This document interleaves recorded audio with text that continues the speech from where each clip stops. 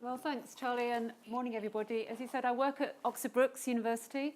I'm also an East Oxford resident, and myself and Fiona, who's sitting in the audience, we're going to be doing a double act looking at neighbourhood planning and whether or not it's possible that neighbourhood planning can help deliver affordable homes and community-led, citizen-led housing.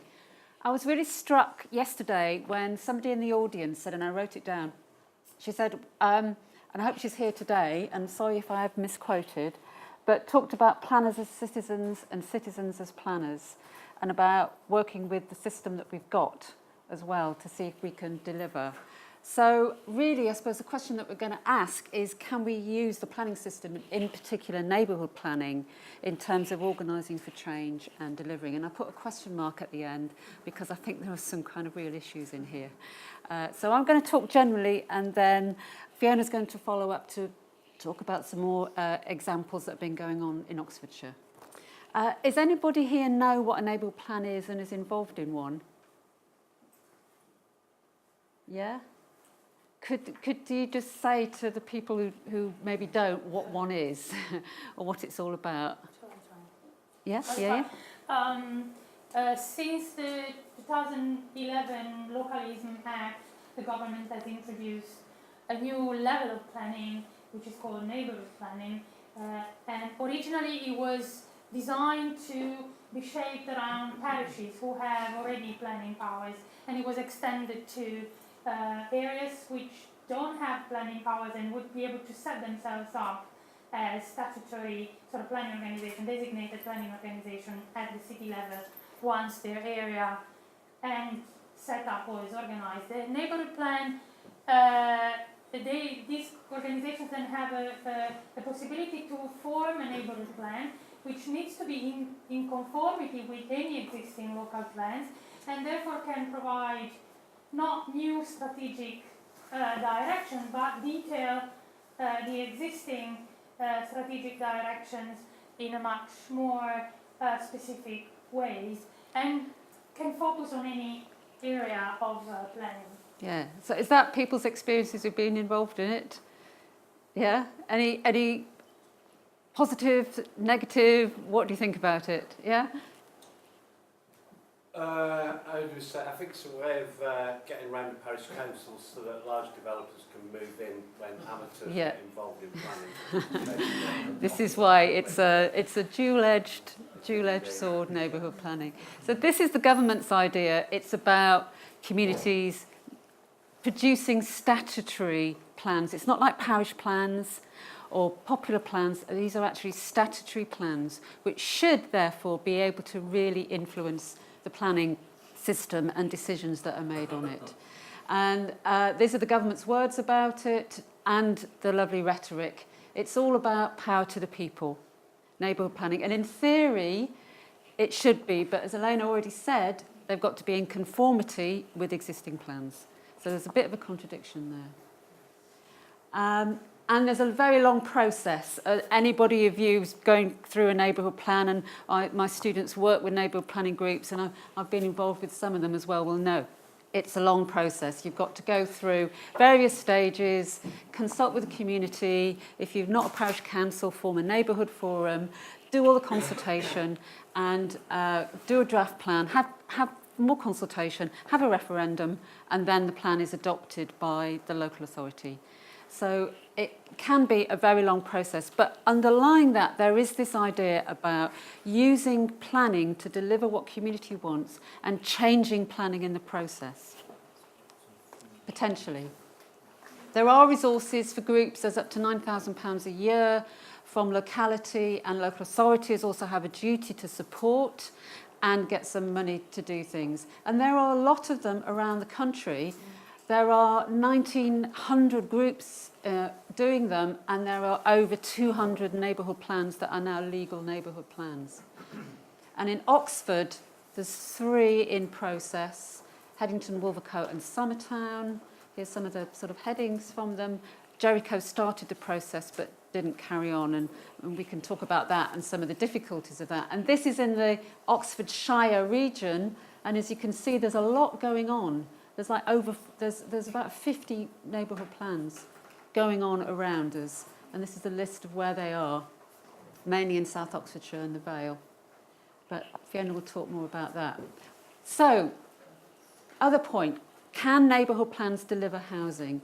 This is taken from the government's view of what neighbourhood plans can do. And it is, as the gentleman said there, all about unblocking growth. It's all about getting houses delivered. The idea being that if the community's involved and can influence where housing goes and what it looks like, they will accept development. This is the virtuous circle that they're talking about here. And this is from it's the Treasury, actually, not even CLG. Who sees neighbourhood planning as, in effect, getting the community to do what the government wants them to do. But other communities have a different idea. So this is Tame in Oxfordshire. The neighbourhood plan there was all about influencing where the housing went. It was meant to be all over here on the left-hand side, a big site, 700 houses, and they spread it around the town because they didn't want just one big development.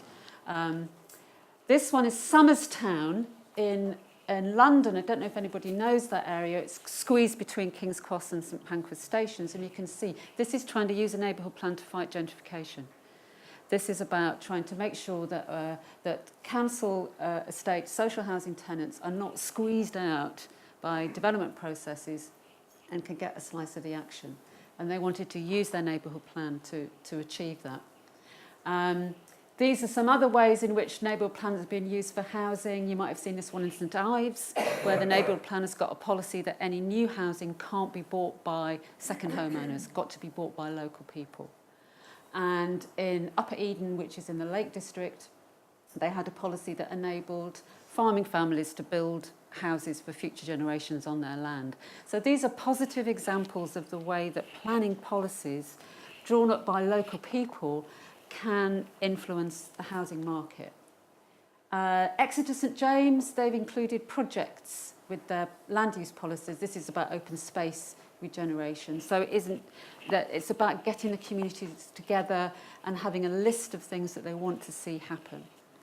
And this is Frome in Somerset, which is talking about a resilient community. It's all about using their neighbourhood plan for an environmentally, socially and economically resilient community, and what policies they can put in to do that. So there are some really positive ways in which neighbourhood planning can be used. Woodcut, which Fiona might talk about, is about trying to influence this juggernaut of the house builders model of housing.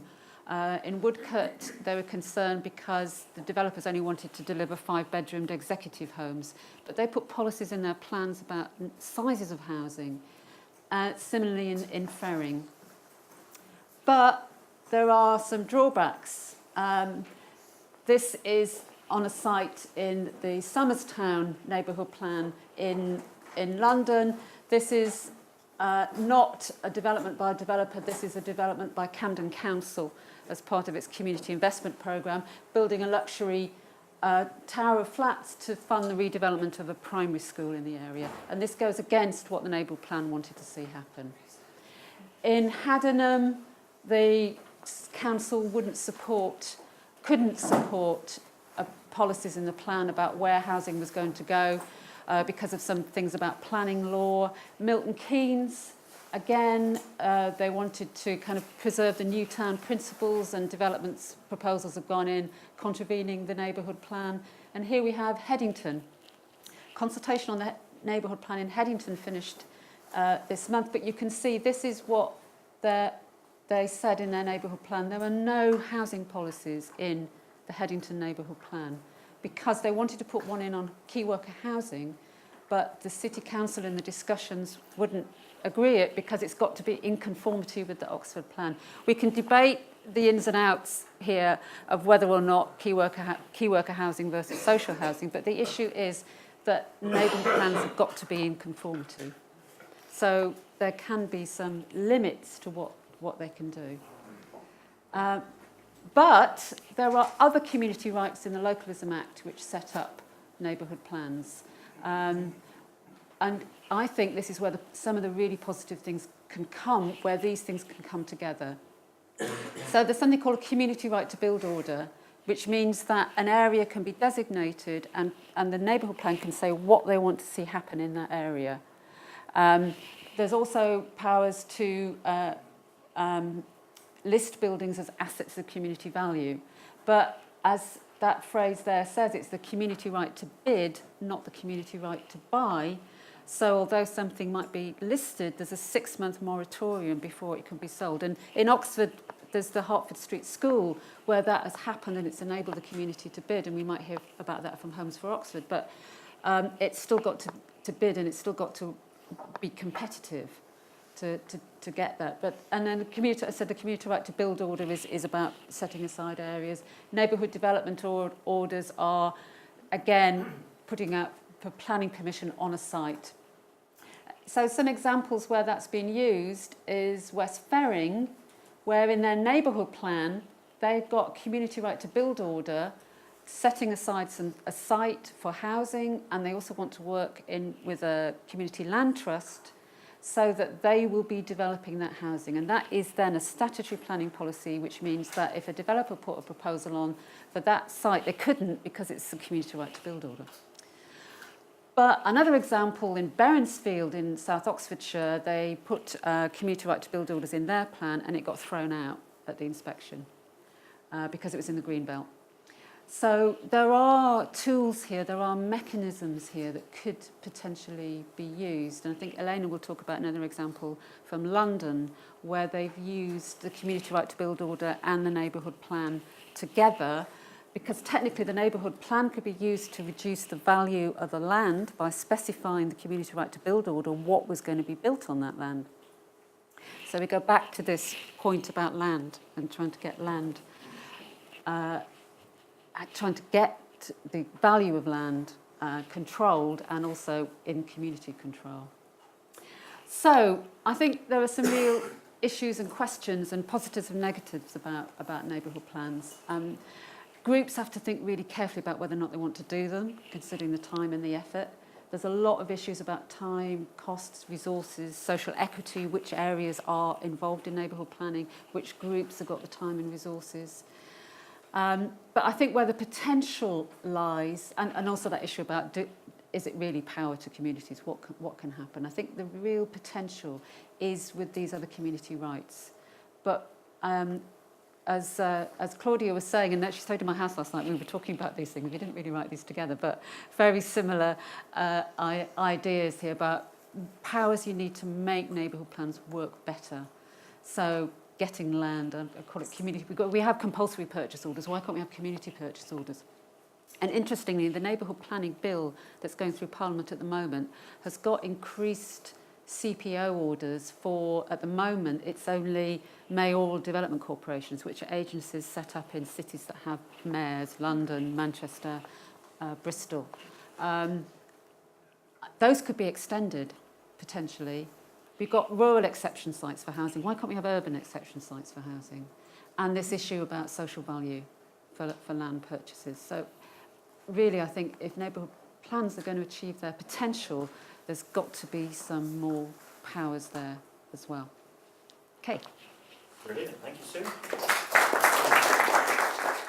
So I work for a charity here in Oxfordshire called Community First Oxfordshire. And we work with communities to help them do stuff. It might be a community transport scheme, it might be starting a community shop or running a village hall. But increasingly now, communities are needing help to do their neighbourhood plan. And so I've got experience of going alongside with communities and working on their neighbourhood plan with them. And unfortunately, I can't say too much about the communities I'm actually working with at the moment that are going through the process, but there is a lot of experience in Oxfordshire about neighbourhood planning, and it's quite mixed, I have to say. Some of the things Sue was raising there. What do I push? Left and right. Left and right, yeah. I've got lots of different things on here, haven't I? I'll just go quite quickly with the slides. So when a community decides to do a neighbourhood plan, as Sue was saying, that they've got to realise that they're taking on a huge task because it's the lowest level of planning and it becomes a statutory part of the planning framework. But that means that a community group, I mean, co-housing probably are familiar with this, you suddenly have to become aware of all of the planning law and the different processes that have to be gone through. And you have to be quite savvy about how development works. So the typical thing that a group might do in a neighbourhood plan is look at their entire village or neighbourhood and start figuring out which bits of land could be developed, which might be available, and what they can do with those bits of land are say, we would like the housing to go on number 1 or on number 3. We don't want it to go on number 2. But in order to make that part of the statutory planning framework, they have to have very good evidence. So they do a survey and they ask all the neighbours and they look at all the planning issues that might come up, whether there are archaeological remains or heritage issues or great crested newts. So you can imagine, community groups suddenly have to figure out, what are the biodiversity issues here? What's our heritage? They might have to commission a village character assessment or a landscape assessment. And they do get support from the government to commission work from professionals. But the sorts of things that happen when a group looks at their whole village and starts drawing lines around areas and consulting on what could be developed and what couldn't, is that the developers are out there, the wagons are circling, and there's an awful lot of house building needed in Oxfordshire. Everybody knows that, and a lot of communities are saying, we know house building's coming, we just want to have some influence and some control over it. But they have to do their job really well with the neighbourhood plan. Because what I'm finding working with communities is that at every stage, a developer can and will challenge if there's any little wrinkle in the work. And so Haddenham was a devastating example where they took their neighbourhood plan right through the whole process. And there was a small arithmetical error in the site assessment where they were looking at which sites would be better or worse, which had made no difference to the outcome. But because of that, it was taken by a developer to judicial review. District Council said, if we actually spend the money on this judicial review, we can't actually do our job. So they folded. And the whole housing section of that plan, as I understand it, was ruled out. So they no longer have that protection that they worked so hard to get. So some examples. This is all I'm going to tell you today because I think we don't have a lot of time. In Woodcote, is anyone here from Woodcote? So they were one of the very earliest neighbourhood plans, and it was really exciting to work with them. They were feeling very frustrated that housing was being inflicted on them, and they saw this tool in the Localism Act as a way to take back some control. And they've achieved policies that say we want smaller housing, we want houses for people starting out or older people to downsize, not just great 5-bedroom mansions. They managed to avoid get rid of an eyesore and put up some social housing in locations that were approved by the whole community. And as I understand it, Woodcote are quite happy with their plan. They also, for people wanting to do community-led housing type projects, they wanted a community land trust type mechanism. That's in their plan as an aspiration. This sort of thing doesn't become part of the statutory planning framework.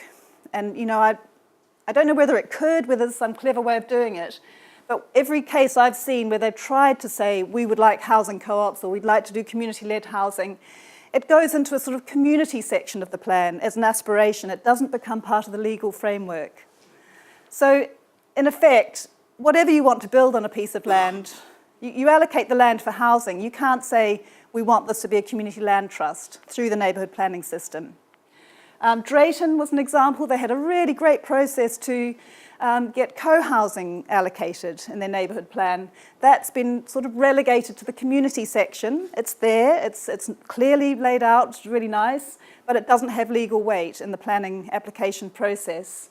They're currently undergoing a challenge from a developer, and in their case, they did allocate quite a lot of housing. So they were, came to the party, did what the government wanted, said, all right, let's have lots more housing, but we want it here, there, and I'll show you.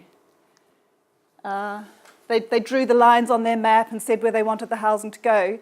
A developer has now come forward saying he wants to build in a different place, which there may be pros and cons of that, but it's not in the neighbourhood plan. And we have yet to see, it probably happened on Friday last week or something, we've yet to see whether or not the developer wins or the community wins. So the issues I'm seeing working together with communities, and you have probably picked up, I'm not a planner, the developers are challenging plans, and it's like a David and Goliath struggle where Goliath is winning. so, you know, it really is a very big thing for a community to try and put in statutory policies that will hold up. We're seeing that communities are successful in allocating or putting in policies for smaller homes or certain homes that, with certain sorts of materials or energy efficiency, those sorts of things. They can put in a policy to say that the affordable housing should go to people with local links. That seems to be working. So there's a lot of issues about the infrastructure and services that are needed together with housing. That's just another issue. And community aspirations are being clarified and worked up together with the whole community, which is actually a really good participatory process, but they don't have legal weight. And basically, it's very, very difficult in our current planning system for a community to influence what should happen in their area. So that's a bit of a depressing note to finish on, but shall I finish there? Okay, thank you, Fiona.